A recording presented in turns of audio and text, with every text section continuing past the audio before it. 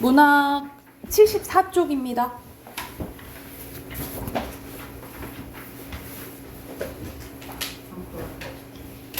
자, 우리 앞에서는 긍정적인 태도 했잖아, 그지? 여기서는 이제 부정적인 태도에 대한 단어가 이제 쭈루룩 나열돼 있어요. 자, 첫 번째, 거리감인데, 여기서는 보통 공간적인 거리감도 나오고, 조금 심리적인 거리감, 이런 것도 나오거든요. 그래서 어떤 대상과 일정한 거리가 떨어져 있다라고 느끼는 거라고 보시면 됩니다. 그래서 이런 식으로 몇만 리, 뭐 천만 리, 백만 리, 막 이런 식으로 이제 나온다라고 생각을 하시면 되고요. 그리고 여기서는 귀족도에 대해서 나오네요. 중국 총나라 망제라는 사람이 나라에서 쫓겨난 뒤 총나라를 그리워하다가 죽어 그 넋이 변한 새를 귀촉이라고 하는데 밤에만 온다라고 합니다. 그래서 이 설화와 관련돼서 귀촉도는 전통적인 한의 정서를 드러낸다라고 참고하시면 되고요. 고뇌는 막 이제 고민하면서 괴로워하는 것을 얘기를 하죠. 그래서 여기서는 아예 직접적으로 괴로이 이렇게 나왔네.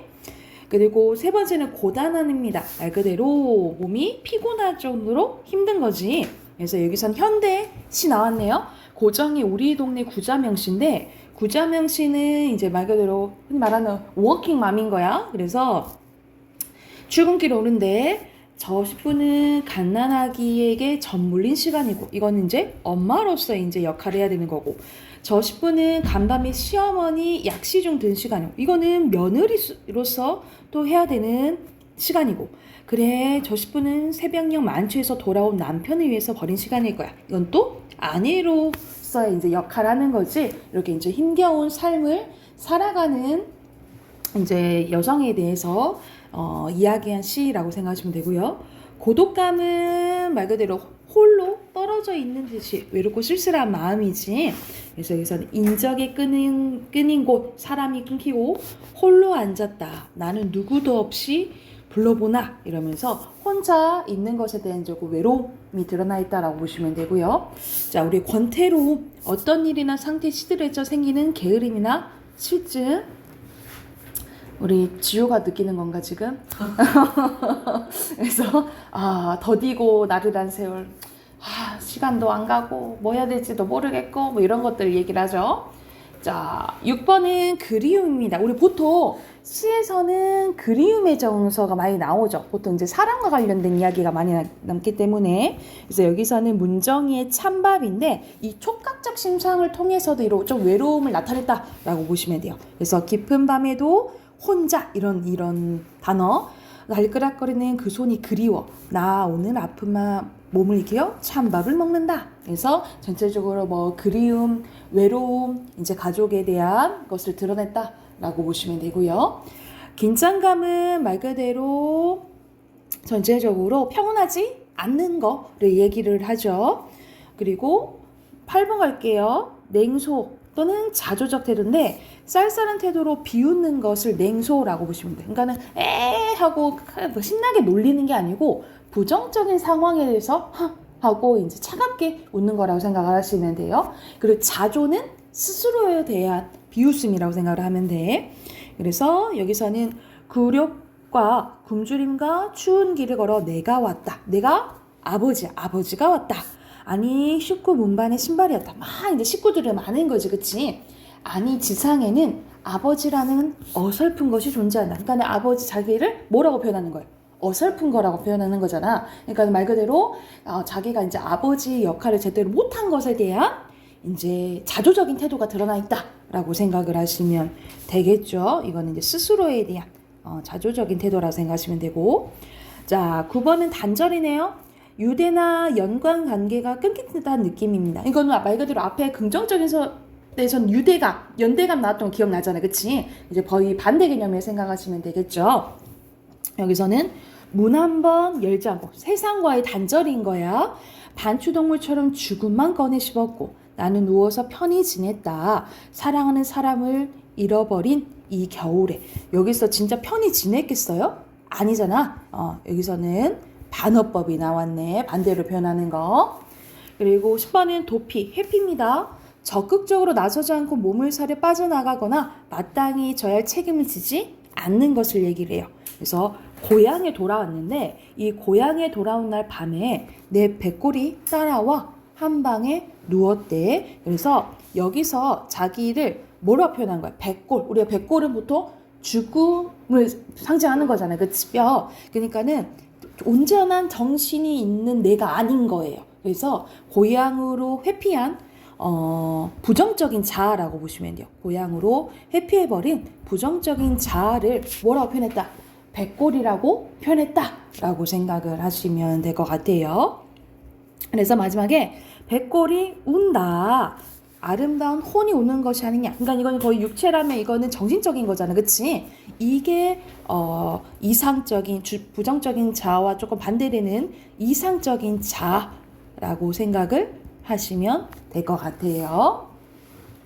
자, 그 다음 쪽 보면은 두려움이 나왔네요. 무서워하여 마음이 불안하거나 꺼려서 염려하는 거. 이건 직접적으로 나왔네. 누나는 별이 많은 밤이 되어서 뭐 무섭다고 했다 하면서 이제 가족이 느낀 공포에 대해서 얘기한 거고.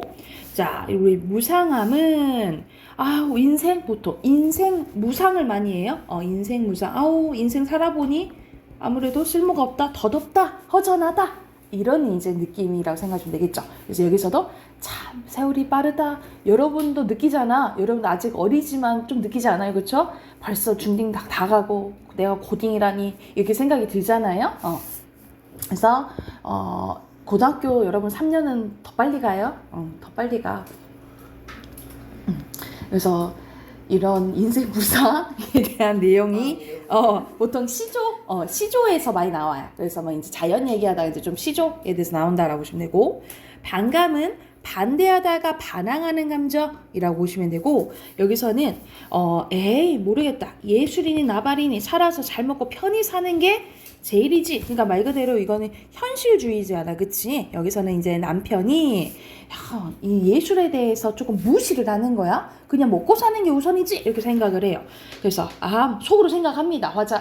서술자가 당신 따위가 알 게 뭐예요? 그분은 그렇게만 살 수 없었다는 걸 당신 따위가 알 게 뭐예요? 하면서 자, 나는 그걸 보면서 모멸과 혐오감을 느꼈다라고 나오죠. 그래서 이제 가치관이 다른 것에 대한 이제 반감이 드러나 있다라고 보시면 되고, 이거는 이제 소설의 일부분이네요. 그리고 부정입니다. 부정은 그렇지 않다고 단정하거나 옳지 않다고 반대하는 것을 얘기를 하고요. 자, 반성은 여기서는 반성을 부정적으로 조금 봤네요. 왜냐면 우리 앞에서 성찰적인 거는 좀 긍정적으로 봤잖아. 그치? 근데 한편으로는 이 말 그대로 잘못된 것에 대해서 반성하는 거니까, 그치?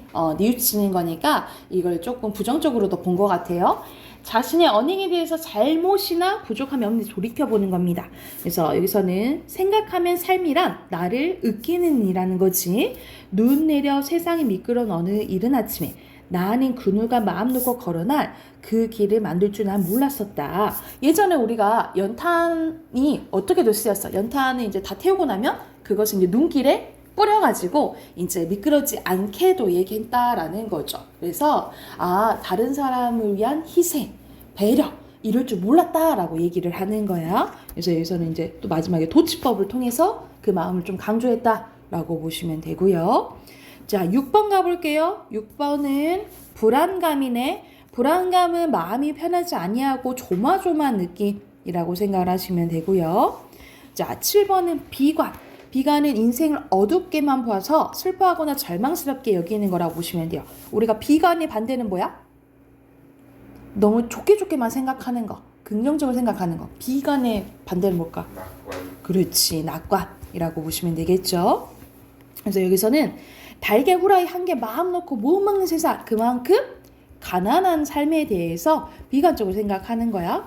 우리가 돌고 돌아서 돈이라고 우리 가지만 돌고 돌아서 돈이 들어올 때도 있고 나갈 때도 있어야 되는데, 사실 들어올 때는 없는 것에 대해서 이제 얘기를 하는 거죠. 그래서 여기서는 가난한 인생에 대해서 이제 조금 당연히 이제 힘드니까 안 좋게 생각하는 거라고 생각하시면 되고, 자, 비애감입니다. 비애감은 슬퍼하고 서러워하는 거예요. 그래서 애가 들어가면 뭐 애상감, 비애감 하면 이제 슬픔이라고 생각을 하시면 돼요.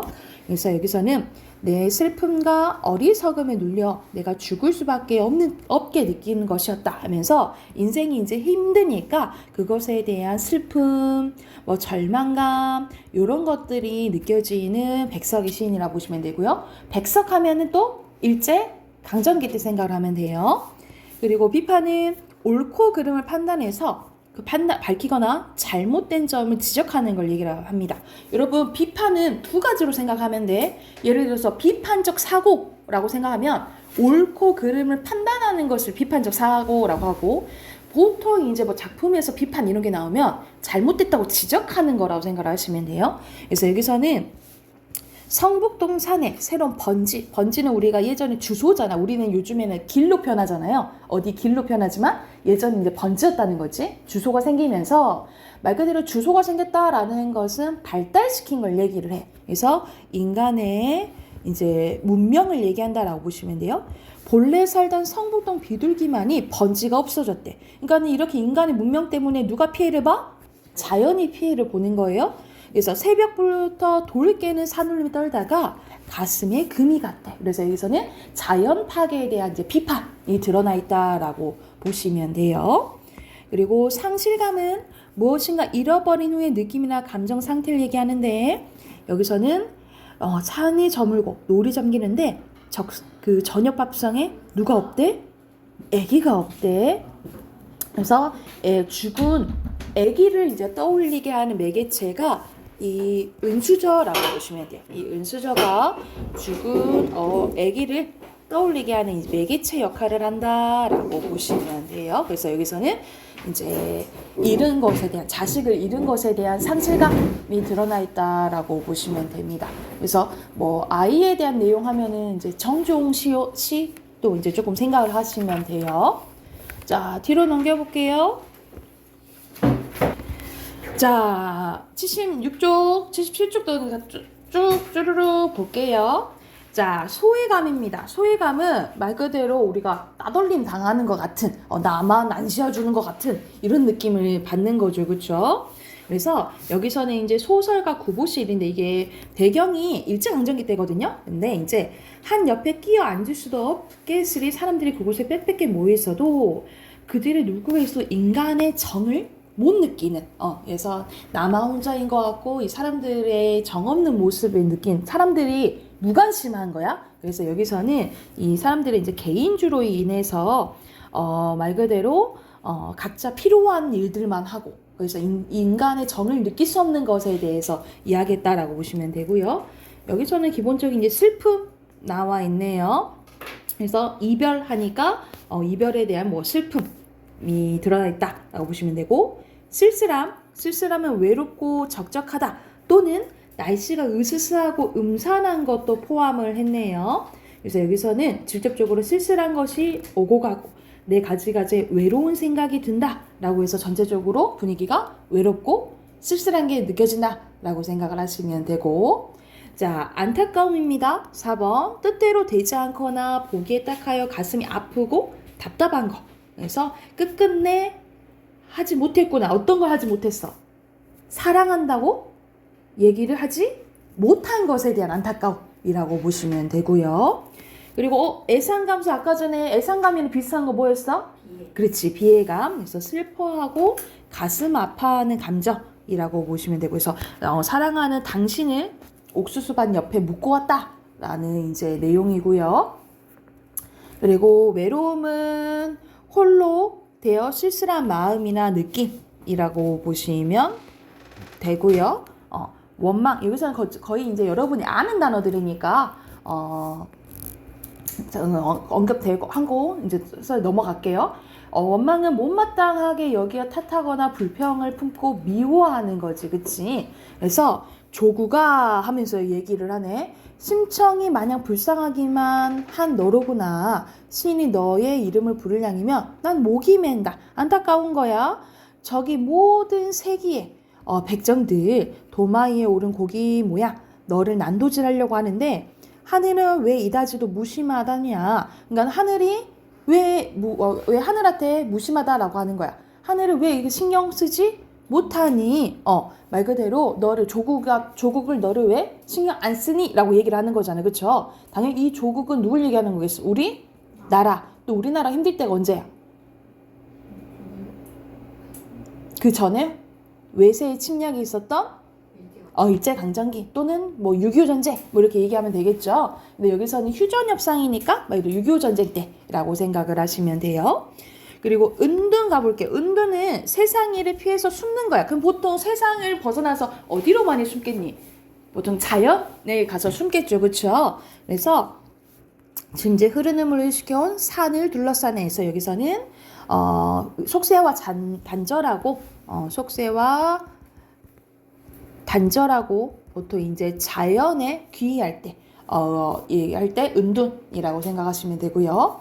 자, 의구심은 확실히 알 수 없어서 믿지 못하고 두려워하는 마음을 얘기를 해요. 그래서 여기서는 박인환의 이제 시 일본이 나와 있는데 인생은 외롭지도 않고 그저 잡지의 표지처럼 통속하거늘 말 그대로 저속하고 일반 대중들이 하는 것처럼 사는 건데 한탄할 그 무엇이 무서워서 우리는 떠난 걸까? 우리가 무엇이 무서워서 우리는 떠나는 걸까? 하면서 인생에 대한 확실치 않은 의구심을 드러냈다라고 보시면 되고요. 그리고 이기적 나오는데 말 그대로 자기 자신의 이익만 꾀하는 거지. 자, 여기서는 슬픔이 기쁨에게 얘기하는 건데 내가 어둠 속에 너를 부를 때 단 한 번도 평등하게 웃어주지 않은 가만히 덮인 동사자가 다시 얼어 죽을 때 가만히 한 장조차 덮어주지 않는 무관심한 너에게 이렇게 힘든 사람한테 이렇게 온정 하나 베풀어주지 않는 걸 얘기를 하는 거예요. 그래서 너의 사랑을 위해 흘릴 줄 모르는 너의 눈물을 위해. 그래서 여기서 봐봐. 현재 형식이잖아. 슬픔이 기쁨에게 얘기를 하는 거야. 그러면 여기서 나는 누군 거야?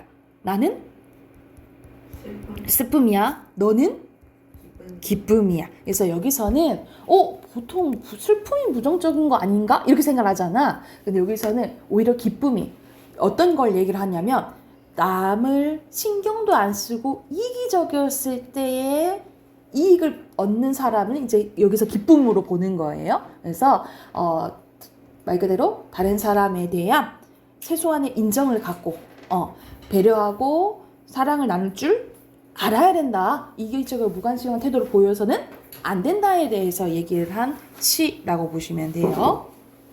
자, 그 다음에 마지막 줄 77쪽 봐볼게요. 자, 여기서는 이질감이 나오는 이질감은 서로 달라서 낯설게 그러니까 말 그대로 다르게 느껴지는 것을 얘기를 해요. 그래서 여기서는 왜 이 시를 약간 이질감이라고 받는지는 모르겠는데 이건 어떤 시냐면 가을 햇볕에 공기에 익는 벼가 눈부신 것이 천지인데 그런데 들판이 적막하다. 그러니까 평소와 다르다라는 것을 느낀 걸 표현을 한 거야. 메뚜기가 없다라는 거야. 여기서 이제 메뚜기는 자연물의 생물의 하나로 보시면 되겠어요. 이 불길한 고요, 생명의 황금고리가 끊어졌다. 그러니까는 이 메뚜기가 없음으로써 우리는 다 먹이 사슬이 연결돼 있잖아. 그래서 메뚜기가 없으면 그걸 잡아먹는 위의 동물도 없었을 것이고 결과적으로 여기서는 생태계가 파괴된 것에 대해서 비판하는 시라고 보시면 돼요. 그래서 이제 여기서는 이제 평소와 다르다라는 것을 나타내기 위해서 이질감의 예로 본 것 같아요. 근데 내가 볼 때는 조금 안 어울리는 시인데 이렇게 본 것 같고 자, 자괴감은 스스로 부끄러워하는 마음이라고 나와 있네요. 모래야라고 얘기를 해. 모래야, 나는 얼만큼 작으냐? 모래도 작은 거잖아, 그치? 이 작은 거 같아. 난 얼마나 더 작니? 라고 얘기를 하는 거야. 바람아 먼지야 풀아. 난 얼마나 작느냐? 정말 얼만큼 작느냐? 라고 얘기를 해서 말 그대로 자기의 이 옹졸한 마음에 대해서 스스로 약간 자조적 고백을 하는 부분이라고 생각을 하시면 돼요. 여기서 너무 사소한 것에 막 분노하는 자기 속마음이 내가 얼마나 작은 사람이냐 이렇게 이제 표현한 거라고 생각하시면 되고요. 자, 3번은 자책감입니다. 자신의 잘못에 대해서 깊이 뉘우치고 책망하는 거라고 생각하시면 되고 그래서 아까 전에 연탄 한 장 또 나왔네. 그래서 자, 아까 전에 연탄이 뭐 어떤 역할을 한다 했어? 다른 사람을 위해서 희생하고 배려하는 거라고 생각했지, 그치? 그래서 한 덩이 재로 쓸쓸하게 남는 게 두려워. 여태껏 나는 그 누구에게 연탄 한 정도 되지 못했네. 그러니까 나를 다른 사람을 위해서 막 희생한 적이 없었다라는 것에 대한 뉘우침이 드러난다라고 생각을 하시면 되고요. 그리고 절망감 나왔네요. 바라볼 곳이 없게 돼서 모든 희망을 끊어버린 거. 그래서 여기서는 264 하면은 일제강점기 때 생각을 하면 되는데, 매운 계절에 채지에 갈려 나는 북방으로 휩쓸렸대. 나는 밀려서 북쪽 끝으로 오게 된 거야. 하늘도 그만 지쳐 끝난 고아, 아주 높은 곳에 서리빨 칼라이진 요 위에 서게 됐다라는 거죠. 그러면 나는 어디 디딜 데가 있어 없어? 없고 나는 완전 극한의 상황으로 오게 된 거예요. 나는 극한의 상황에 몰리게 되었고, 어디에다 무릎을 꿇어야 하나 한 발 제겨 디딜 곳조차없죠. 나는 갈 데가 없다라고 한 현실에 대한 절망감이 드러난다라고 보시면 되고요. 좌절은 마음이나 기운이 꺾인 거, 하는 도중에 실패로 돌아가는 거를 의미하고, 그래서 여기서는 어린 날개가 물결에 젖어가지고 공주처럼 지쳐서 돌아와랬다라는 이제 실패한 좌절감이 드러나 있다라고 보시면 되고요. 자, 체념은 뭐야, 여러분? 포기하는 걸 얘기를 하는 거지, 그치? 포기하는 것을 얘기하고, 자, 풍자는 웃음 플러스 뭐라고 생각하시면 돼요? 비판이지, 그치? 그래서 비웃으면서 폭로하고 공격하거나 아니면은 부정적인 현실에 대해서 비웃는 것을 얘기를 해요. 그래서 여기서는 김광규의 묘비명이 나와 있는데, 한 줄의 시는커녕 한 권의 소설도 읽은 바 없이 그는 한평생을 행복하게 살며 많은 돈을 벌었고 높은 자리에 올라서 이처럼 훌륭한 비석을 남겼대. 여기서는 시도 안 쓰고 소설도 안 썼대. 근데 훌륭한 비석을 남겼다라는 게 말이 맞아요? 아니잖아, 그치? 이 훌륭하다라는 것은 반어법이겠죠, 그쵸? 훌륭하지 않다라는 것을 이 반어법을 통해서 드러냈다라고 보시면 되고, 자, 여기서는 한입니다. 한은 우리 고유한 우리 나라의 정서라고 보시면 돼요. 몹시 원망스럽고 억울하거나 안타깝고 슬퍼 응어리진 마음을 우리 한의 정서라고 해요. 사실 현대시에서는 이 한의 정서가 드러난 시가 많이 안 나와요. 왜냐하면 우리 보통 예전 시들이 그러거든요. 왜 그러냐면 우리 시대적으로 우리 지금 너무 시대가 많이 변했잖아. 그리고 사상도 바뀌었고, 특히 우리가 남성 여성도 양성평등이 거의 요즘에는 이루어지고 있잖아요. 근데 우리가 예전에는 우리가 그것도 우리 나라의 성향도 있어요. 우리는 힘이 약했지, 그치? 힘이 약해서 맨날 참고 참아야 되고, 남성 여성 생각하면은 우리가 조선시대 생각을 하면 우리 고려시대까지만 해도 그렇게 여성의 지위가 그렇게 낮진 않았다고 해요. 근데 조선시대 이제 유교 사회가 되면서 가부장적 사회가 됐잖아. 그러면 여자는 항상 참아야 되고 말도 못하고 맨날 당해야 되고 이런 역할 이랬단 말이죠. 윤찬이 왜 웃어? 왜? 왜 웃어? 그래서 항상 이제 참아야 되는 것들이 어떤 정서가 됐다? 이 한의 정서가 됐다라고 생각을 하시면 되고, 그래서 아까 처음에 나왔던 귀촉도 나와 있네, 그치? 귀촉도.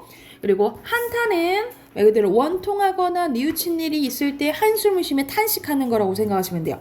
내겐 꽃시절이 없었대. 그러니까 나한테는 화려했던 시절이 없었다라는 이제 탄식이 나와 있다라고 보시면 되고, 마지막 회의감 밖에 나 뭐 어떤 일을 했는데 회의감이 들었어 이런 말 하잖아, 그치? 말 그대로 이것도 마음에 의심을 품는 거다라고 생각하시면 되는데, 약간 회의감, 약간 아까 전에 나왔던 의구심, 약간 비슷하다라고 생각을 하시면 돼요. 그래서 말 그대로 인생에 대해서 내가 왜 예를 들어서 내가 이거 막 여러분이 막 어떤 일을 하고 있었어. 근데 내가 이거 갑자기 이거 왜 해야 되지? 대체 왜? 뭐 이럴 때 있죠. 그때 의구심, 비슷한 게 회의감 이렇게 생각을 하시면 될 것 같아요. 그래서 여기서는 부정적인 태도에 대해서 이제 나오는데, 앞에서 긍정적인 태도랑 거의 이제 상반되잖아, 그치? 상반되는 거 이제 연결시키면서 뭐 좌절감의 반대는 뭐 좀 의지적이라든가 이런 식으로 대조적인 걸 조금 찾아서 기억을 해두시면 될 것 같아요. 자, 옆에 넘겨서는 숙제 체크 하셔야겠죠? 82쪽까지 여러분 82쪽까지 숙제로 해오시고요. 독서 꺼낼게요.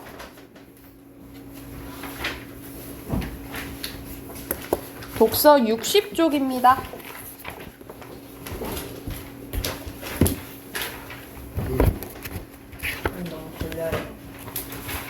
물 좀 마시고 올래요? 네, 물 좀 마시고 오세요.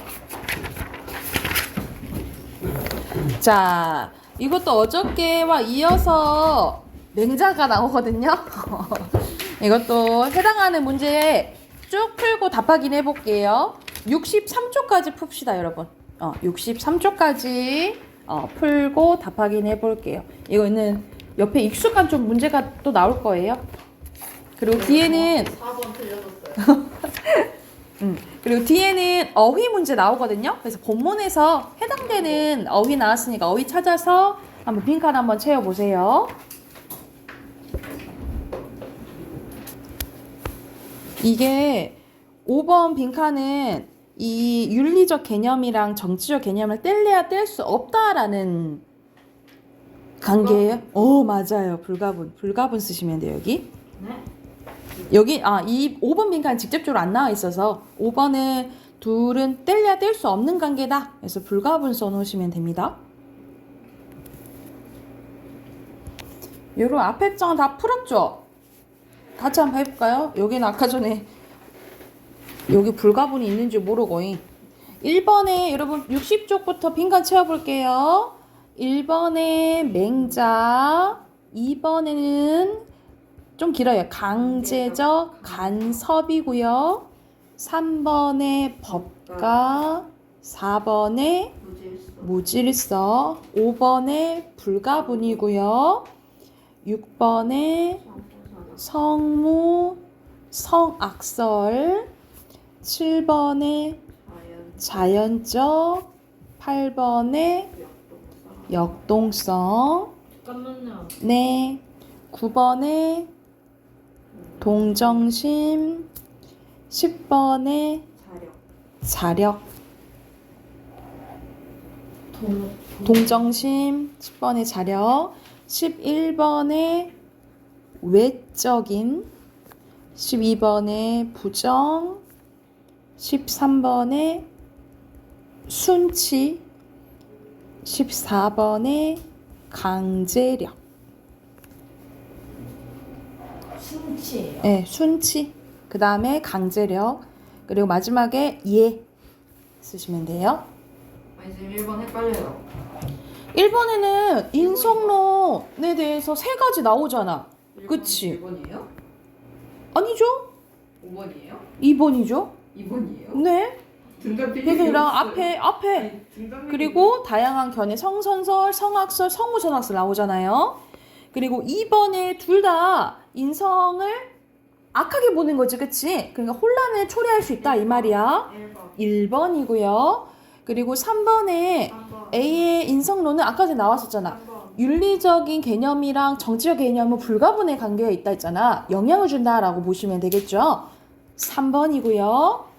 그리고 4번에 알맞지 않은 것은 여기서는 2번이죠. 오히려 선물이라고 이제 옹호해 준 거잖아, 그치? 그러면은 역동적 삶의 의지를 규격한 게 아니라 오히려 하게끔 만들어 주는 거라고 생각하시면 되겠죠. 1번 맞아요? 1번. 2번이요. 1번에 2번. 2번에 1번. 3번에 3번, 4번에 2번. 됐나요? 뒤로 넘겨서 또 빈칸 넣을게요. 1번에 간섭, 2번에 공권력, 3번에 모질서, 4번에 군주, 5번에 식욕, 6번에 선과 악.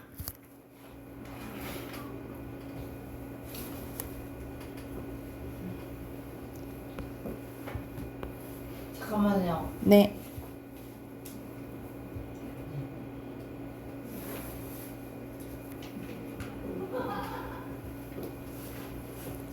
선과 악.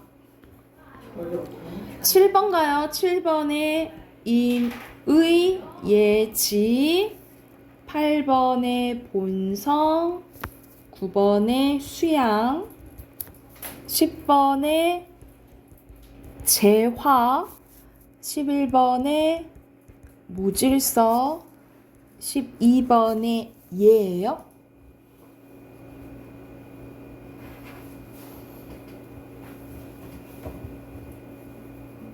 됐나요? 자, 오른쪽에 어휘 쭉 써볼게요. 초성 힌트 있죠? 원천, 이거는 불가분, 불가피성. 개조. 오케이, 개조, 처음에 6번이에요? 원천, 이게 뭐예요? 견지, 이게 뭐야? 확충, 기상, 역동적, 전략, 공로, 불로소득, 발현. 쌤 전락 아니에요? 네? 전략이 아니고 전락. 미안. 전략으로 봤어. 인의 예지, 약육 강식. 약육, 강식. 이거는 남 모두 다인 거니까 제도. 전적으로 전적. 16번에 견해. 견해. 이거는 빈칸 있었죠. 재화, 불로소득. 불로소득. 그 다음에 부기영화, 결력. 결력. 결여, 경고. 경고가 아니고 경계하다 했을 때 경계. 양계. 강식. 화두. 응. 화두. 화두. 사변적.